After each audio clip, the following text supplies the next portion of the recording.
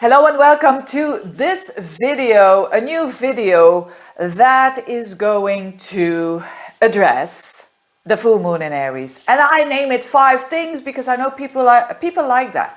People like to have, this very easy to understand points. So that's why. Let's break this down. This Aries full moon.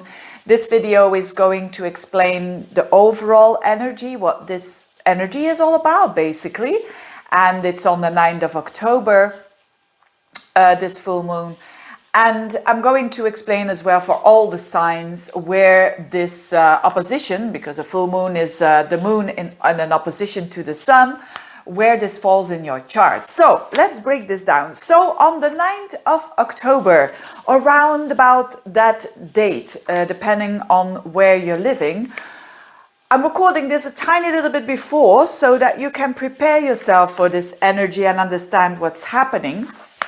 What is happening? So the first thing what is happening, number 1, is the full moon.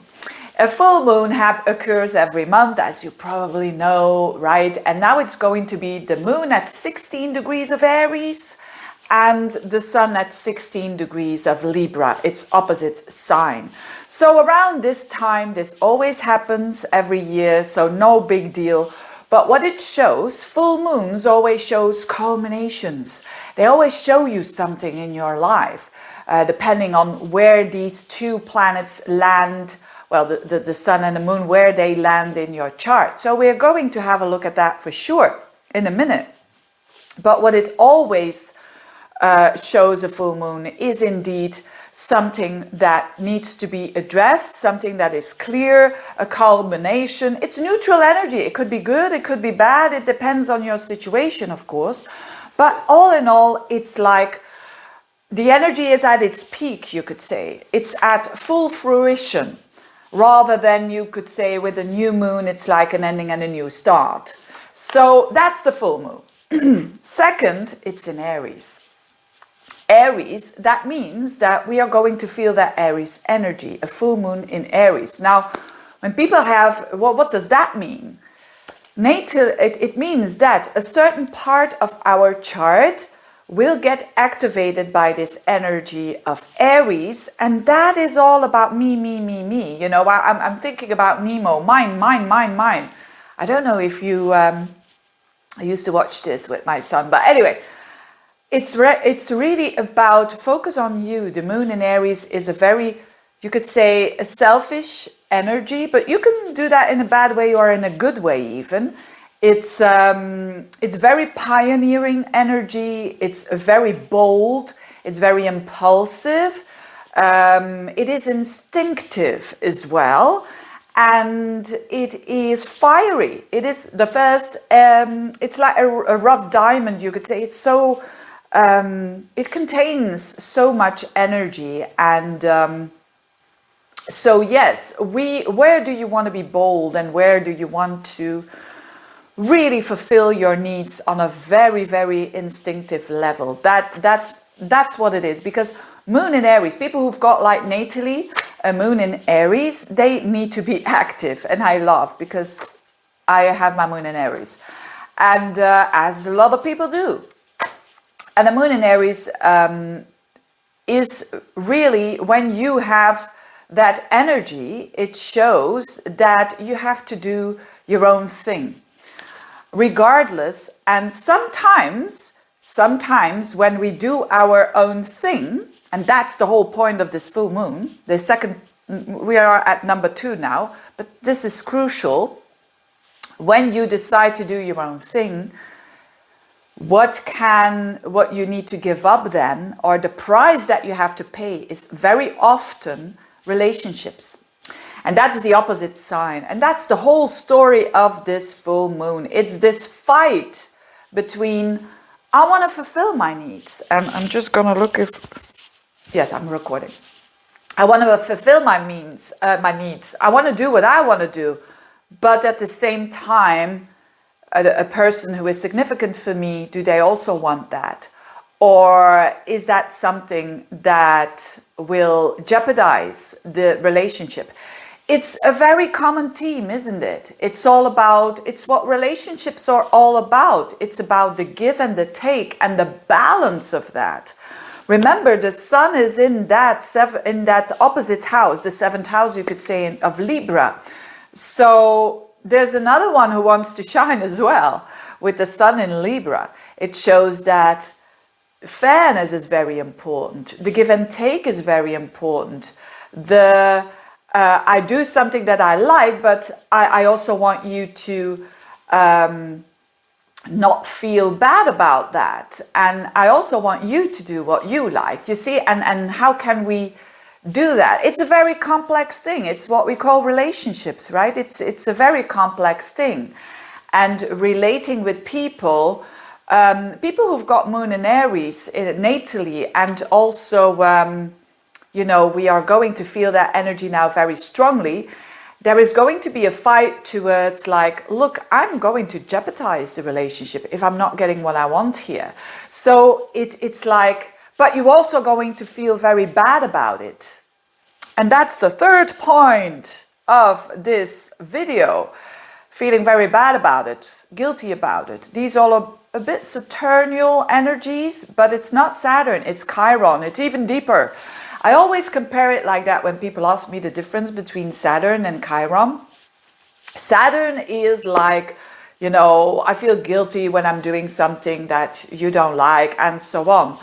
But Chiron is deeper. It's like I feel ashamed by being myself. That's Chiron. That's a very deep wounding. Now, why is Chiron here so important? Because the moon will just have skipped over Chiron during the full moon. We call that a conjunction. The moon is conjunct Chiron, which makes it a very Chiron-like full moon. So when we look at full moons and new moons, it's always the aspect that is the strongest, that shows the most of the color and the flavor of that full moon or new moon. And this one is a very Chiron new moon, a full moon, a very Chiron energetically full moon. Now, if you want to know more about Chiron, I made a playlist. You can find it on my YouTube channel of Chiron. You know, moon with Chiron, sun with Chiron, all the good stuff. And these are old videos, but I think, you know, one of my best videos. It's one of my favorite topics because I have moon conjunct Chiron in Aries. Can you imagine? So I know what I'm talking about, not only out of experience, but so this team is definitely a Chiron team. But I find with people, so people who've got moon conjunct Chiron, it's always interesting to look at the natal chart, who's the characteristics of a person, to see the flavor, because this is what we're gonna get, but temporary. So the flavor with a moon Chiron person is someone that is hurt in its deepest nurturing phase, you could say. And of course, we are all hurt, right? So we all have traumas from childhood. But with the moon, it shows that there is an unsafety feeling. There is a feeling of not being safe. And because of that, and certainly in Aries, because of that, you are not feeling safe when you want to do things, when you want to do things for yourself. That is moon Aries. But you're going to do it anyway. Otherwise, you will, to heal, it's the only thing. It's the only thing. And because Chiron, we can say, with the moon, is definitely a wounding that goes back to, you could say, that nurturing state, that emotional state. And it's definitely about our defense mechanisms. So, you know, highlighted for sure. And for one, of course, depending on your moon, if you have a moon in Pisces, for instance, you could have a defense mechanism that if a crisis is going on or something that is too hurtful, you just want to escape, and whatever that is that you're going to do. People with moon in Aries probably would fight, right? And that's not always a good thing either. And people who've got maybe a moon in Libra, they call it flaunt. They would just people please and to get what they want. And it's also a defense mechanism. Anyway, you can look that up, the fight or flight mechanism, and freeze, right? That is the toughest of all, I find. But anyway, that is because it's so hurtful and the system can't handle the crisis, so it completely shuts down. So I'm not saying that here we're all going to be in the fight or flight episode, not at all. But what I'm saying is that we have to be careful if we are going to be triggered, that we are going to be in the fight modus, which is like Aries, I want to stand up for myself. Now, you could say the thing here that is happening is that we are going to feel that, but at the same time, we are going to feel the Libra energy with the sun there. And it's even more than that. It's not only the sun there. And now we come towards the full thing. It's also Venus there. So yes, the Chiron, I want to address another thing just about before I go to the fourth point. The Chiron part is that when we have these deep woundings, there's only one way. It's going through the pain. So that is actually my message. If you feel that pain comes up, which is inevitable with this kind of energy, depending on where it is in your chart. If this pain come up, we can choose how we react. So we have to know the downside of Moon and Aries with Chiron, which is like, I just cut bridges. I cut bridges. I cut cords. How do you say that?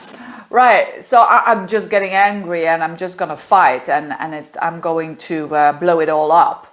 So that is the pitfall, that now you are all warned for that you're going to feel that energy. Let that energy come up and direct it into something positive, which is walking or running or doing some exercises or whatever to get it out of your system.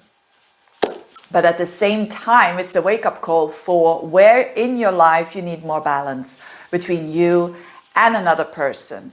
Depending again whether it is a friend or a romantic partner or a child or whatever. So it's a restoration of balance. And another thing is with Chiron, if you don't go through the pain, it keeps coming up. It keeps coming up until you address it, you face it, you look it in the eye, you see for what it is, and then you go on. Is it gone then? No. That's the Chiron thing. The wounding, it's always there. It's like a scar. It's always there. But there's a difference between a scar that is open and it's aching and it's painful and a scar that is, very clean and beautiful. And then it reminds you of the hard times you went through. And it reminds you of your strength that you've gained and wisdom. Chiron is all about the teacher. People who've got strong Chirons in their chart are always teachers in some sort of way. So yes, this is all about facing what is coming to the surface. So, wow, what an interesting energy, but it's not an easy energy to handle, not at all. Especially when you already have some fire. It depends on your character. If you are a character like me, who's already, if there's a problem, I want to solve it. It's very masculine energy. Not that I find myself masculine, but you know what I mean. I hope not. I hope you don't find that either. But you know what I mean. We all have yin and yang. We all have that energy. So we have to know who we are. And that's the purpose of my channel, to know yourself better. And when you know yourself better, you can be more conscious of it and you can turn it around. So, and the fourth thing that I want to emphasize here is Venus. So Venus is conjunct the Sun when all of this happens. So that means the Sun and Venus are conjunct and are opposing the Moon and Chiron. So also Venus is opposing Chiron, and also Venus is opposing the Moon. Now let's have a look at that, what that all means. It's a lot of frustration when oppositions happen, but and a lot of clashes, but it means that it's a kind of a paradox, which a paradox can never be resolved, but it's about how you manage it. And a Moon opposite Venus, I know a lot of people would say, oh, Moon opposite Venus, that is lovely, that is not so bad. Ooh, especially in a chart of a woman, it is stressful, because Venus is what you like, what the five, I associate that with the five senses in life, what you like, the sensuality, and so on and so on. And the Moon is the nurturing, the coziness, you could say the emotional awareness or the emotional balance that someone wants. And if that is in an opposition, it means that what nurtures you is not fulfilling you really on a sensual level, and vice versa. It's typically, when you find this in a chart of men, for instance, they make a split up very often between when a woman, her emotional nurturing capacities, and the woman's, how do you call that? Their sensual, sexual capacities. And there is a split there when a man has this in his chart. When a woman has this in her chart, it's the same. She has like difficulty with seeing herself in both roles. And what often, when you're not conscious of it, what happens is that you pick one and you neglect another one. So another theme here is if we are going too much for the nurturing side, we neglect our joy. We neglect the joy of life. If we go too much for the joy in life, we neglect the nurturing side, the coziness that we can have, the warm love that we can have for someone. So this is quite a huge theme. It's actually a very huge theme around relationships. And, you know, we all can have that feeling when those two are clashing. On another level, it's about not easily being satisfied. You know, when people have this in a natal chart, they will tell you, I am never satisfied. And that is because this moon opposes Venus. It's always, when I'm with someone very beautiful, very sexual, I love it, but I don't feel nurtured. When I'm with someone who's very nurturing, I don't feel sexually attracted. It's that kind of theme. Of course, not all literally like this, but I'm giving you this in a bit of extremes here to let you understand what this is all about. But definitely someone with moon opposite Venus, they love luxuries, they are very emotional as well. So this is a very emotional, an emotional full moon. Prepare yourself, folks. Prepare yourself. Dear astrology watchers, lovers, or whatever, prepare yourself that these feelings are going to come up. But it's not to annoy you. It's to get over it. It's to address it so that you have balance again in your life. And that's the whole thing, that you have a balance between, yes, I am, you know, there's a lot of good psychological stuff out there on YouTube. I mean, with videos, absolutely. You know, there's a lot about self-care and self-help and so on. But what is very important here to know is that there's always you and there's always another person as well. That is some kind of a mirror for us. So when we only focus too much on ourselves, we are going to miss the whole point. When we are focusing too much on other people, we are going to make the whole point. And this is actually, why couldn't I say this in the beginning? It's all about that. It's the balance here. So what an interesting full moon. So, and last but not least, the fifth thing here that I want to mention is that the ruler of this moon, which is Aries, because it's a moon in Aries, it's Mars, sorry, is squaring up to Neptune. Is that an easy energy? Not at all, not at all. It's so confusing. It's so confusing of direction. So in other words, because something comes up that has to do with you and another person, that has to do with the balance that needs to be restored, if you feel all confused, it's normal. It's normal. This Mars square Neptune is for the rest of the month. It's really something that is not going to go away soon, next day or two. But so how to handle it is, first of all, awareness, and then gently, you could say, you approach into the way that you feel good about. So yes, very interesting. But all in all, this is why is this occurring? It's to heal. It's to heal. And if you don't want these things to come up anymore, you address it. It's the only way. Is that painful? Yes, but it's shorter. You see, if, for instance, if you are in a relationship and you are always the one that is chasing, so maybe you are a bit more like the Libra energy there, this full moon could help you to balance this out and to say, come on, in this relationship, just like your last one, are you gonna do this again? Love yourself a little bit more, thank you very much. Yes, that is going through the wounding and seeing that wounding and seeing where it's coming from. Of course, it's deep, it's from childhood and blah, blah, blah. You can do all this kind of stuff, but what you can do in the now is to see it and to address it. And that's the strength and the power of healing that occurs there.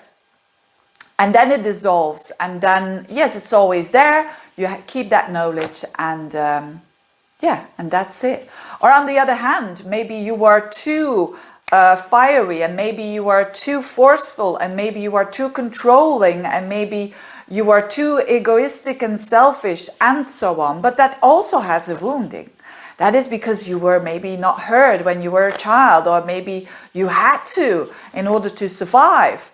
And therefore you have all those kind of narcissistic traits in you, but you recognize it and someone is showing it to you with this full moon. So you've got a chance here to restore it. You know, it's that kind of energy. It depends on what you're doing with it. Let's have a look at the signs. So the first is, of course, Aries. So it's all about you. All what I said in the beginning was about you.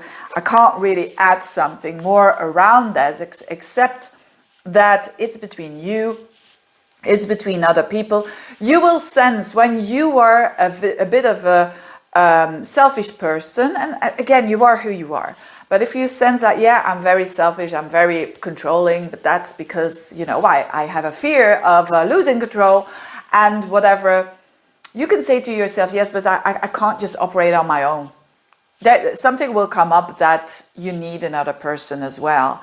And that's not about being needy, but it's being in balance and we are, you know, social creatures. Remember, you're going to be remembered because of this full moon. Or the other way around, you know, if you have like a sun in Aries, a moon in Aries, and ascendant in Aries, and you've been giving too much, this is so, you're going to restore this for sure. And the square of the acting and not being sure about yourself, be aware of, with Mars in your third house, what you're saying. You know, count to 10 before you say something. It's so crucial for you Aries people out there. I'm going to go quickly here because I think I've said the most important. Taurians, this is not the most important full moon because it's not in a key area of your life, but this is happening, this full moon in your 12th house. So, stuff is going to come up that of your unconscious. So don't press it into even deeper into the unconscious. It's a choice. On a relationship level, things will happen because you are Venus, right? Taurus is ruled by Venus and it opposes your sign, this Chiron, and also in your day-to-day life, at work, you know, it's your 6th house, your day-to-day life, your work. But there is some sort of a connection that is very important for you, that you don't suppress it and put it under the surface, because you're not only fooling that other person, you're fooling yourself. And so both of you will not be authentic and not be real. And of course, this Uranus in your sign is definitely helping you of not doing that. It will be, you will be a little bit of balanced with your self-worth, because Mars in the 2nd house squaring up to Neptune shows that you will feel a bit insecure. There could also be money related stuff going on there, that you feel a little bit more insecure, but let it be what it is. Do the best that you can, but make sure of awareness. Awareness is key here. I can't stress it enough that for you Taurians out there, it's all about the unconscious. So you are going to see stuff of your own unconscious that you didn't know it was so deeply under whatever kind of rock. It's better to face it. It's hurtful, but in the end, it's better for you and for both of you. So, interesting. Gemini, the 11th house. This is considering a friend. So, or a goal. The 11th house is friends and goals. So around the, this is occurring on the 9th of October. Around that time, there is a culmination between a friendship or friendships or groups of people or wishes that you have, and being selfish there or not, and the give and take to restore that, because you realize you can't go without friends in your life. You can, but it's pain. There's something painful there, but there's also something healing that come up if you go through that pain. So if you would go too much towards your own enjoyment and so on, and neglecting friends, you're not going to be happy. If you're just going to be focusing on what your friends think of you, what your friends, it's also not good. It's that balance. And the same with your goals versus the goals that are fitted in the group, so to speak, to restore that balance. Mars is in your sign, so you could be a bit confused around this and your direction, but that is only temporary, so you will be fine. Cancerians, a very important full moon. You are, just like Aries, a cardinal sign. So that means that this full moon is crucial for you. And it's happening in the highest point of your horoscope, which is your 10th house. So this has for you to do a lot with work and with your family. So there is, and pain as well, right? So pain in connections with family, pain in the connections at work. There is also this disbalance probably for you, if it is one particular person or more people. And it's about restoring this for your own good. You know, Cancerians, they want to be good for everyone, you know, normally, not all of them, but normally. They want to do good. They want to protect who they love. But how far do you go? It's also that balance between me, I have to fulfill my needs, but not too much, not just me. But for you, this is playing out a lot between your work and your family, you know, your work relationships, where there could also be things that, it's painful, it's not you.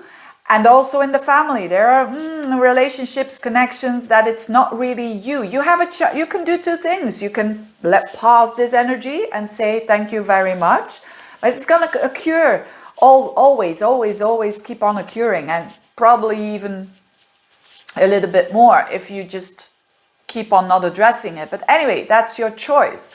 Or if you're addressing this, that could be a little bit painful there. And also not knowing what you need to do and being insecure with Mars in your 12th house. But the thing is, don't push yourself too much. Don't sabotage yourself, basically. So keep grounded with the feet on the ground. Very important for you to keep your intentions as clear as you can, because otherwise it's backfiring. Leos, this is happening in your 9th house. So for you, not the most negative full moon, because you are also a fire sign and Aries as well. So that goes well with each other. I think for you, it's going to be more that balance between the bigger picture, what you see as the bigger picture, and what you see on a day-to-day level, what is workable for you or not. I mean, you can have the best abstract philosophy in life, but when it's not practical, what does it do? What does it do, right? It only is good for a good conversation around with a good glass of wine and a spaghetti or whatever. I don't know where I get this accent, but anyway, anyway, I hope you understand what I'm trying to say here. This is about, you can have a good philosophy and a perspective, but it needs to be grounded, it needs to be balanced. So it could also mean that there are culminations happening for you when it comes to a travel, publishment, but I think overall for most of you, it's on that mind level. And what is a bit tricky here is Mars in your 11th house. So if you don't know where you're heading when it comes to your goals, if a friend is like acting a bit weird, just let it be, analyze and look at what's happening. Don't force things too much. Virgos, for you, not the most important full moon, but it's happening in a very deep spot of your chart. It's the 8th house. So it's deep stuff going on there. Stuff that other people will not know because it's hidden. So with the moon there, really showing you, it's a lot about fears, I think, that you can realize now, like, I'm running away from the fear or I'm attacking it. It's painful, yes, and it has to do with what I value, what other people's valuing, but it's a restoration again. So if you value too much what other people think of you, you value too much another person, this is a time where you can restore it. And the other way around, if you are too much focusing on what you can do, your things, your validation, someone else can knock on the door and say, hey, what about me? What about trust here? There could be some trust issues here. Absolutely. Things that come up can be very painful here, because it doesn't matter who you are. When your trust is, how do you say that? When someone is putting a knife in your back, right? It's that kind of energy here. Like the ones that you think are the closest to you, they might not always be the closest to you. I don't want you to be like a Sherlock Holmes now and just kind of suspect everyone, but you will know who I'm talking about here. With the moon here for sure. And so the moon is for you, it can be anyone basically, but what it is, it's that feeling of, how can I restore this? What am I gonna do with it, rather than running away from it, and so on. So facing this, if there is trust issues coming up, where is it coming from and why?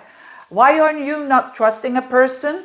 Or maybe someone did show it that he or she was not trustworthy, and what you're gonna do? What are you gonna do with it? It's restore. If someone is abusing you in a way, whether it is emotionally or hopefully not physically, but psychologically, mentally, there you have an opportunity here by facing it, and you're gonna get stronger out of that for sure, because you're saying like, hey, my value. If I value myself, if I respect myself, I'm not gonna take this. And it's that energy. Or it's someone else that is saying that to you, right? Could be as well. There are some selfish Virgos out there for sure.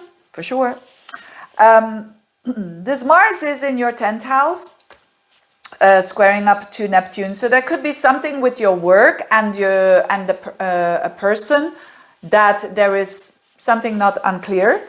Now let it be, analyze it, and go from there.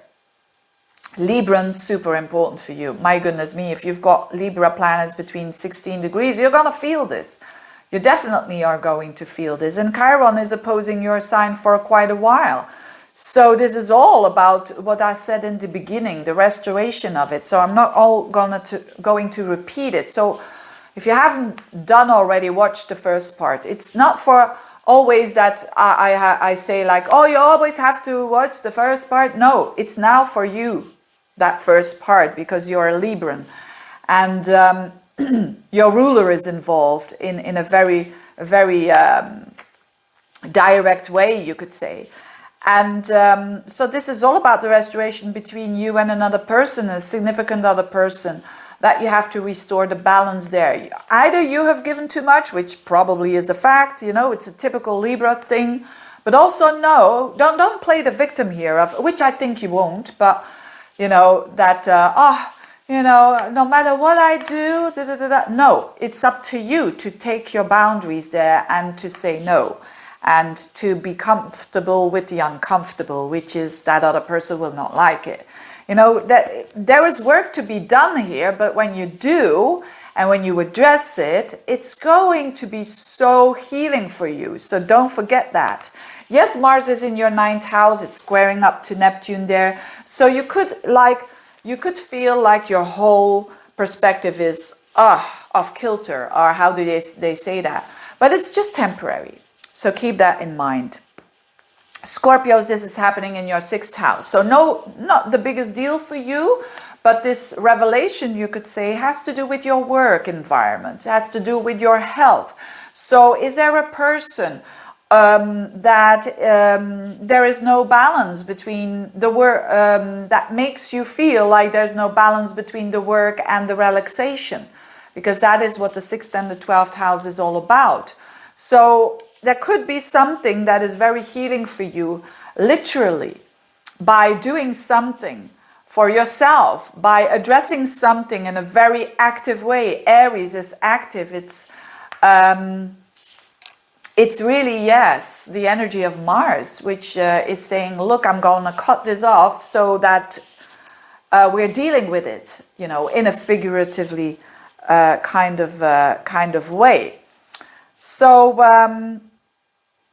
yes, very interesting. And this Mars is squaring up in the 8th house to Neptune. So this is all about hidden stuff as well. This is all about stuff, deep psychological stuff.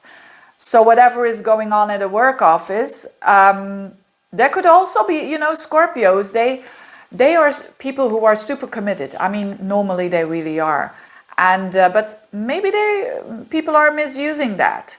So, and again, it's, if you're not going to say anything, they will keep on doing it, you know, don't expect, in other words, or they maybe not, but most of it.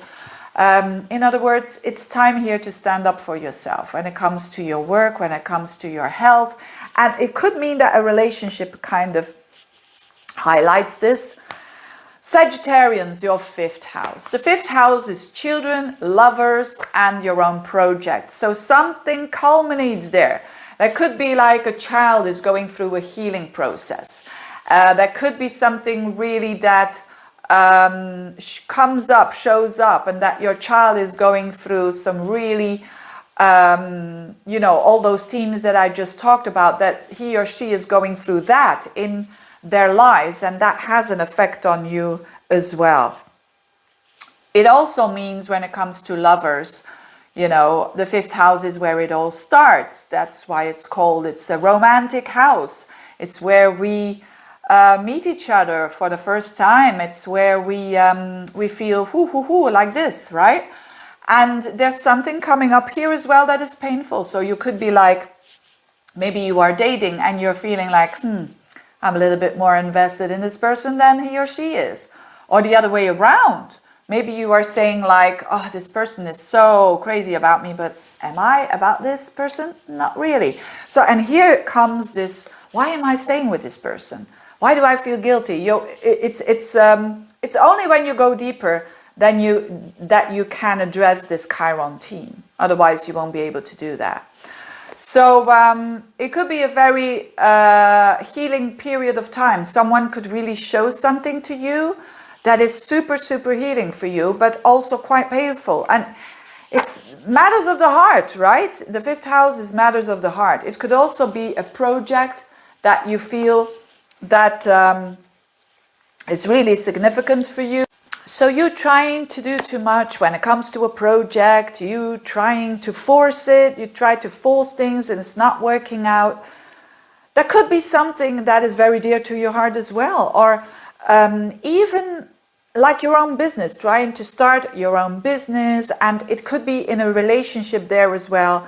Whilst you are doing businesses, where do you stay true to you and where do you want to compromise with other people? So all those things are very important during this full moon. And Sagittarians, Mars is in your 7th house, squaring up to Neptune. So it's on a relation level already a little bit tricky for you when it comes to not really knowing your direction. But the best thing with Neptune, remember, it's go with the flow, you observe, you watch what's going on.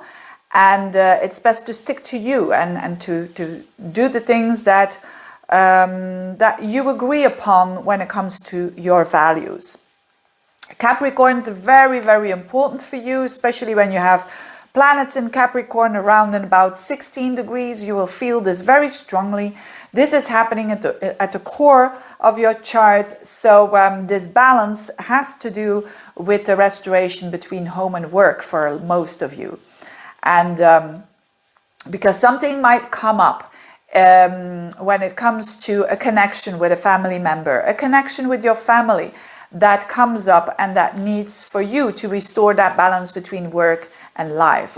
It's a very classical one, and Capricorns are known that mostly they work a lot, and it could mean one of those times where it's a bit painful when someone is pointing that out to you, but it's for the good. It could also mean the other way around, that there is something that you are focusing on too much when it comes to the home, or even you want to sell a home in order to buy a new one, and there is also no balance there. Maybe your price is way too high, or it's maybe too low. Whatever it is, there's something that needs to be restored in that area. And Mars squares up to Neptune in your 6th house, so you could be a little bit off balance because all of this when it comes to your work, but also when it comes to your health. Take care of your health.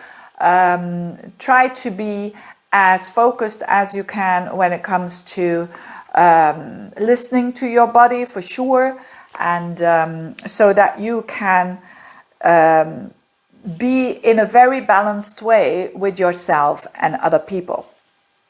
Aquarians, this is your 3rd house. This is not the biggest deal, but it's interesting because it has to do with the practicalities of life and how you see things and how you can do things. And that clashes up with your perspective every now and then. And certainly now, it could be a person from abroad, or a sibling, or there could be someone in the neighborhood, or someone that you see in your environment on a daily basis, that is really showing you this, and that is showing you that it is all about having a practical view upon life. And yes, it's all good and well to have a perspective and to have a philosophy in your life, but you have to keep it real, and that's very important for you Aquarians as well. Or something could come up indeed with if you have your own business, with a website, or with you doing your PR, there is something out of balance here. You might do too much or show too much of yourself, or too little, and you want to restore this in order for you to be more practical and more in balance when it comes to how you communicate to others. It's also your communication, so there could be said something to you or you saying to someone else, and it's all quite emotional. Again, these are going to be rather people, not so much your spouse or your child, for instance. It's more the people around you, in your neighborhood, your siblings, your neighbors, and so on. So be very mindful of what you're saying. And Mars squares up to Neptune in the 5th house. So it could mean that you're a bit balanced out when it comes to matters of the heart, that you feel by all this is happening, that you feel like, hey, are they not loving me anymore? That kind of energy. But it's not all about that. It's certainly more about you, and keep that in mind, so that you're not going on that guilt trip, that you're not good enough, and I'm not lovable, and all that kind of stuff. Pisceans, this is happening in your 2nd house, so and in your 8th house. So this is all about your self-worth. This is all about the restoration that goes on between what you value and what another person values. So definitely in a relationship, there could be power struggles going on with, no, I want this in the home. No, I want that in the home. I want green carpet. I want an orange carpet. Ugh, yuck. Anyway, so it's a lot about those power struggles. And of course, it goes deeper than that. It's not about the carpet. It's about power in the relationship. So where is it where you have given your power a bit too much away, or you've taken a bit too much from another person? It's all about the restoration of this. It's all about, yes, it is painful, but it's with the goal to heal, you could say. And Mars in the 4th house, you could be emotionally a little bit off kilter because all of that, but also literally at home, not having really a direction there, and being a little bit confused, to say the least, on a deep emotional level is a bit the consequence of that. But know that this is temporary, and observe what is happening, and just make sure that you restore the energy between you and a significant other person when it comes to what you find important and what they find important. It's about respect. It's not about respecting others. It's also about respecting the self. And having said those wise words, thank you so much, all of you, for watching these videos, for supporting my channel. And that gives me energy to keep on doing this. Keep on liking, subscribing, and sharing and whatnot. Thank you so much, and have a very, very, very healing full moon. Bye-bye.